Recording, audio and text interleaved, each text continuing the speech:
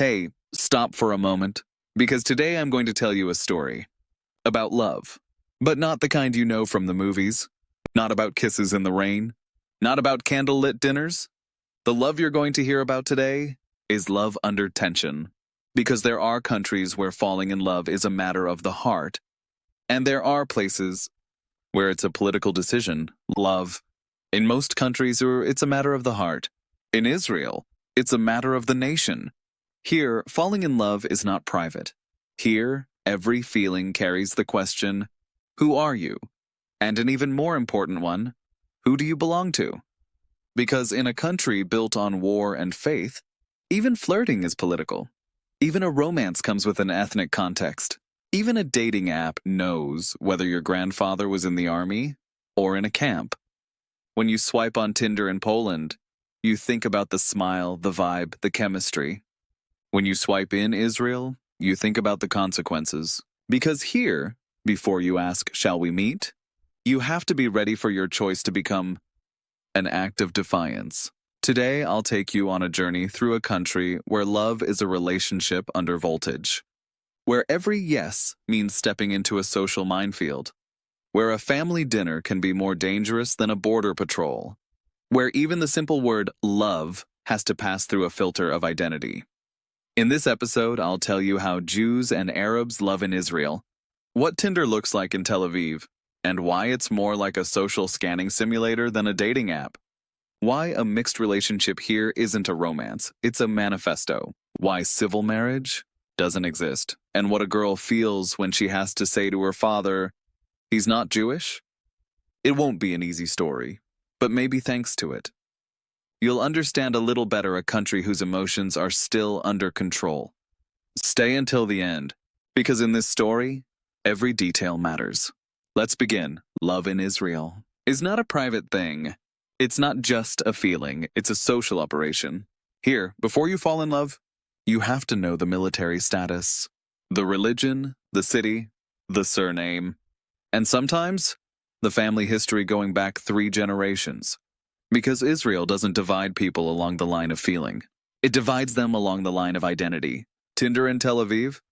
It's not a date, it's a recognition game. Are you one of us? Or are you the enemy? In a country built on the army, God and cultural code, your body doesn't belong to you. It belongs to the system. You're Orthodox, you have Shidduch. You're secular, you have apps. You're an Arab, you have silence. You're a woman? You have everyone watching your every move, and even so, people try, they search, they touch, they run. Because even here, everyone wants love. In Israel, a relationship is not just a choice. It's a test of belonging, it's a social scan. It's an attempt to step into a space where everyone is watching, and everyone is judging. Because here, even the simplest I love you has to pass through a checkpoint. In a country of permanent readiness, can you ever really relax? In a world of conflict, is love still intimacy? Or just another survival strategy? In Israel, even Tinder knows what a tribe is. You don't ask, is he handsome? You ask, which side of the border is he on?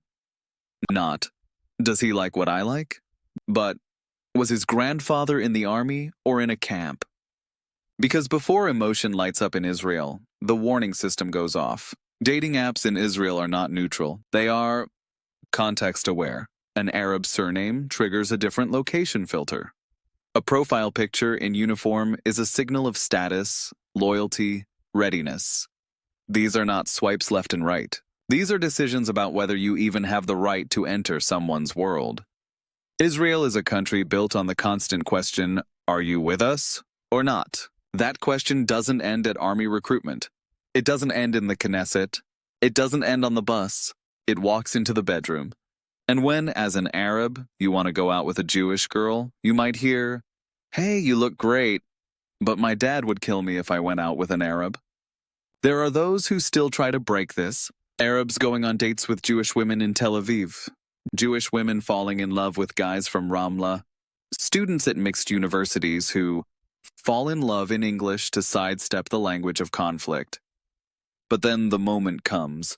What about your family? What about your military service? What if someone sees us? Love in Israel is not afraid of failure. It's afraid of the question, who are you? Algorithms analyze age, location, interests. But in Israel, they analyze something more. Does your worldview fit my tribe? Will my grandma be able to handle your last name? Is your body by any chance carrying a different cultural code? In Israel, love passes through a filter, not through emotions, through ethnicity. You don't always see it. Sometimes it's soft, sometimes brutal, but it's always there. Are you really choosing whom you meet? Or are the data choosing for you before you even touch the screen? What do the boundaries of hate look like on Tinder? Pretty much like this quote. My dad told me, if you come back with a non-Jew, you're no longer my daughter. In many countries, love is personal. In Israel, it's a national decision. When a Jew meets a non-Jew, it's not just a relationship forming. It's an identity conflict. You won't find this in any statute. There's no written ban saying love only Jews. But the social code is clear. A relationship with a goy is betrayal. Not religious betrayal, cultural betrayal, betrayal of memory, betrayal of trauma. At the heart of the Israeli soul, there is a question. If generations fought to survive, if we built a home just for our own, if enemies were everywhere, do you have the right to fall in love with someone from outside that home? Because a goy can't understand the soul of Israel. Not because he is evil, but because he is from the outside. A relationship between a Jew and a non-Jew, that means public condemnation, family silence, sometimes physical attacks. In ultra-conservative communities, there are even organizations that monitor such couples. In Tel Aviv, liberalism and it's your life. In Bnei Brak, a social death sentence. And what does the law say? Israel does not recognize interfaith marriages performed inside the country. You have to leave, go to Cyprus, Prague, wherever. You come back as husband and wife. But in the country, that marriage doesn't exist in the soul of society. It's not just fear, it's fear of disappearance. And thinking in two patterns. If my children's generation is with Goyim, my name will disappear. Or, if you love someone outside the nation, you don't care about the future of the nation. Here, love is reproductive policy, because they are not against you. They are against what you symbolize. Those who try to build a bridge usually stand in the middle and stand alone. They no longer fully belong to one side, but the other will never fully accept them. It's love that doesn't fight for feelings. It fights for the right to exist. A relationship with a non-Jew in Israel is not a romance. It's a loyalty test.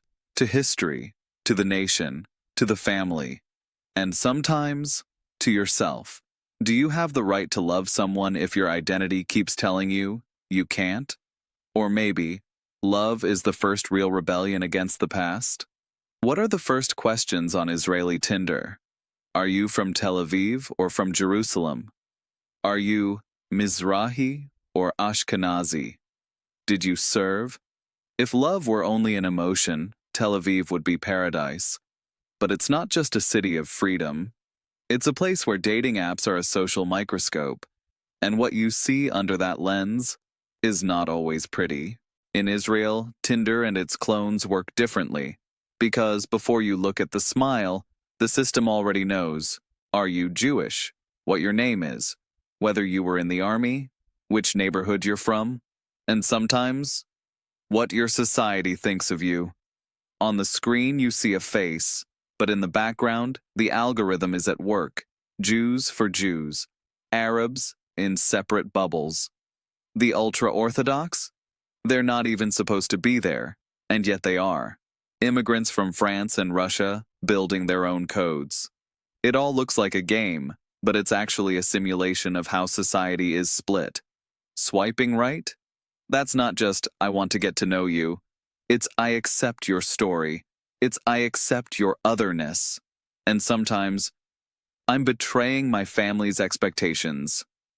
Tel Aviv, a liberal, secular bubble. Here people go out with whomever they want, whenever they want. and the app is an extension of that freedom. But go to Netanya, Be'er Sheva, Jerusalem. Religious pressure. Everyone knows everyone's family, fear of shame. There, the app is a minefield. On dating apps, people often aren't looking for love. They're looking for something they can't get legally in their society. The Orthodox look for secret exits.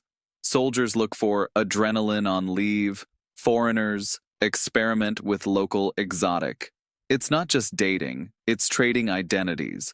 But there are also people who see something more in Tinder. A space without judgment.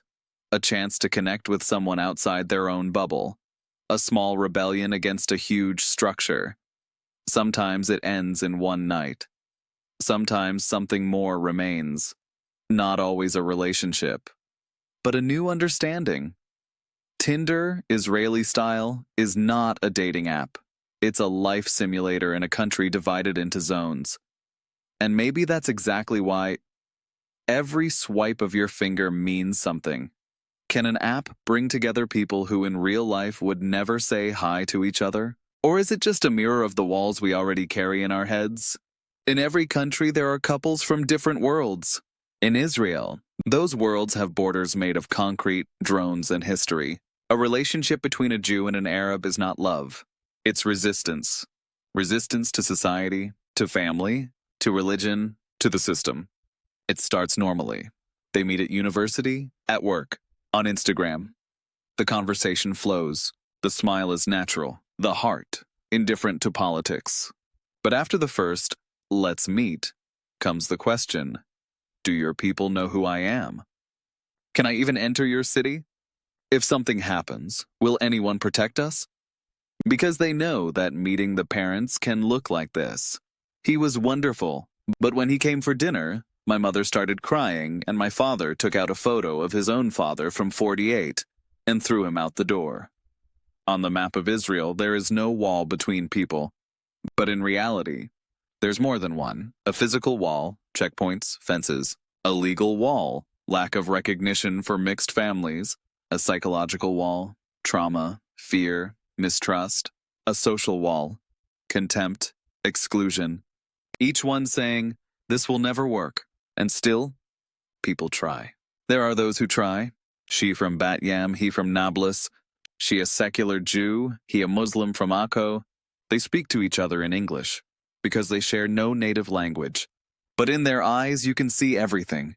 Exhaustion, tension, hope, and refusal to accept that they have no right to be together. You might ask, doesn't the state help? Israel does not automatically grant citizenship to an Arab partner of a Jew. The process takes years. Sometimes, it never ends. Children from such relationships live in between. They're not fully recognized, not fully protected. And all they did was be born. If you're an Arab with a Jewish woman, you're a traitor. If you're a Jewish woman with an Arab, you're a disgrace. If you're together, you're alone. Not only at holidays, on the staircase, on the street, in the neighbor's mind. Can love win? Sometimes yes, there are couples who stay together. They create families, raise children. But even they say, this is not just a relationship. This is resistance. This is tenderness as a manifesto. This is saying, I didn't fall in love with an Arab, I fell in love with him. And I had to fight for something everyone else gets for free.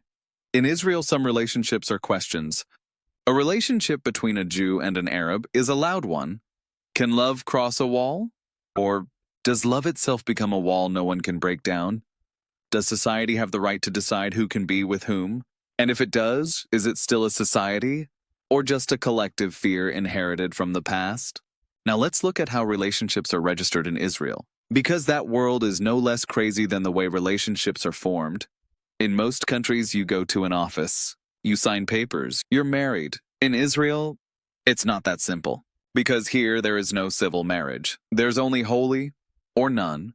Israel is the only democratic country where you can't get married in a civil ceremony on your own territory. You're Jewish? You have to go to the rabbinate. You're Muslim? To the Sharia court. You're Christian? To the church court. And if you're in a mixed faith relationship, you have nowhere to go. In Israel, it's not the registry office that decides who can marry. It's a religious institution. And it asks, are you Jewish, according to halakha? Was your mother Jewish? Do you have witnesses? Are you attending the required lessons? Love? No. Lineage. Remember, a wedding in Israel is not a decision of the heart. It's being plugged into the nation. What if you don't meet the criteria? Then you travel abroad to Cyprus, Prague, Tbilisi. There you sign the papers. You come back, and Israel formally recognizes it. Socially, not always. In Tel Aviv, beach weddings without a rabbi. In ultra-Orthodox environments, matchmakers, rituals, tradition. Between these worlds, hundreds of thousands of people in limbo. They don't want to lie. They don't want to cheat. They just want to be together, legally. And the state doesn't give them that.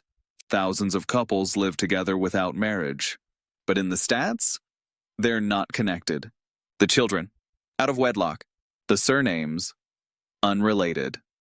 Love is real, but not in the system. In Israel, a wedding is not just a ceremony.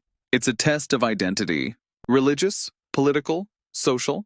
And if you don't pass that test, no one will tell you you don't love each other. They'll just say, you're not married. Should the state have the right to decide whether your I do counts? And if it does, is that still love? Or just consent to being acknowledged? When does religion look over your shoulder? Imagine the scene. Soft prayer murmurs, the rustle of women behind a divider. Then a quiet voice. He has a good family name. He studies in yeshiva. Family from Me'asherim? Silence. Then the laugh of a young girl, not joyful, more forced. In the Western world, love starts with a click.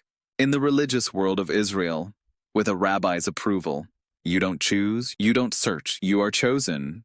And you believe that what lies ahead is the will of heaven, not of your emotions. In Orthodox neighborhoods, in Haredi and ultra-Orthodox communities, relationships are not a private decision. They're part of a plan for future generations, for preserving religious purity, for securing continuity. Love? Maybe it will come later. Maybe it will never come. Procedure instead of romance. Example, she's 18. He's 20. They meet for a conversation, not a date. Usually with family present. In a cafe under supervision. Or in an apartment where the door stays ajar. They talk about values. About faith. About how many children they want. About feelings? No. Because feelings are too unpredictable. In this world, a relationship is not rebellion. It's obedience. You don't ask, is he the one? You ask, has the family approved him? Does the rabbi know his history? Does his mother come from the right line? It's not a romance, it's certification. What if you want something else? You want a date? You're a threat. You want love driven by emotion? You're lost. In the ultra-Orthodox world, love from impulse is destruction of order. Those who break out of this pattern often lose everything. Family, status, sometimes even their own name. In this model, before the wedding, there is no holding hands, eye contact without witnesses, late-night conversations, touch. Because first, spirit, then decision. Only at the end, body. In neighborhoods where men wear black hats and women cover their hair as soon as they marry, love is not ecstasy. It's a form of order. And not everyone rebels. Because some truly believe that only in this silence can you hear something bigger than yourself. Is a relationship without choice still a relationship? Or is it just another language of love, one the rest of the world no longer understands? Now imagine another scene, the hum of a vacuum cleaner in the apartment, the smell of Shabbat, a girl's voice. Mom, I met someone. What does he do? He's a teacher. And his mother? She's a doctor, but you know, he's not Jewish. In Western societies you say, we're together. In Israel, before you say together, you have to talk to your mom. Sometimes, to the entire family. Because here, a relationship doesn't belong only to you. It belongs to everyone. In Israel, family is not just emotional support, it's a mechanism of social control. They ask, where is he from? Then, Are his parents from Iraq or from Poland? Then, did he serve in the army? And finally, and his grandfather? Because nothing is just about him. Everything is about what will come after him. When you fall in love, your feeling is taken over by the system. Parents comment, siblings analyze, neighbors whisper, grandparents ask, but who is he really? What does he live off? What school will the children go to? Families treat relationships as life plans. Will you have money? Will you have children? Will you pass on what we managed to build? Love is allowed, but only within the logic of survival. And if feelings step outside that frame, the family steps in and rearranges them. In many homes, the key question is not, does he love you? But, what will the neighbors say? What will our rabbi think? What about the holidays? Because in Israel, love is also a public project. In a society living under constant tension, family is a form of defense. But it can also be a form of overpresence. They don't ask, how do you feel? They ask, is he from a good family? And that one question often ends a relationship faster than cheating. In small communities, everyone knows everything. Who's with whom? Who's where? Who doesn't fit? Love can be sincere, but if it doesn't fit the family structure, it's treated like a system error. A relationship in Israel is not just a decision of the heart. It's a negotiation with history, status, and loyalty. And although some people can say, I don't care, in most cases the question is not, do you love her? But, will your mother accept her? Does love really belong to us if in every decision we hear the echo of our family's voice? Or maybe, it's precisely because of that voice that we feel we come from somewhere? To sum up, love in Israel is no fairy tale. It's not the story of two people. It's a story about memory, about a past that refuses to leave, about walls, those made of concrete, and those we carry in our heads. When a Jew falls in love with an Arab woman, or an Arab woman with a Jew, it's not just a feeling that's born, it's a conflict of loyalties, in a country where every relationship is read through the lens of history, where even a wedding can be an act of resistance, where entire families can turn away because someone loved the wrong person. Israel is a country of brave people, but in love, the bravest are those who try to have it on their own terms. Because here, even a simple date in a cafe can end with the question, are you ready to lose your family? And still, there are those who try, who believe that the heart has the right to choose for itself, that love can be a bridge, even though it often becomes a new wall. Today, you've seen what this world looks like. Maybe a bit brutal, maybe full of contradictions, but real. Because in Israel, nothing is simple, and certainly not love. If this story moved you, leave a like. That's your sign that you want more content like this. Subscribe to the channel. Here we talk about the Middle East the way people don't really talk about it. No sugarcoating, no political correctness, but with respect for facts. And if you know someone who thinks Tinder works the same everywhere, send them this video. Because in Israel, a swipe of the finger is sometimes an act of rebellion. Thank you for being here with me today. See you in the next episodes. And there will be a lot to talk about. Because the Middle East is always love under tension.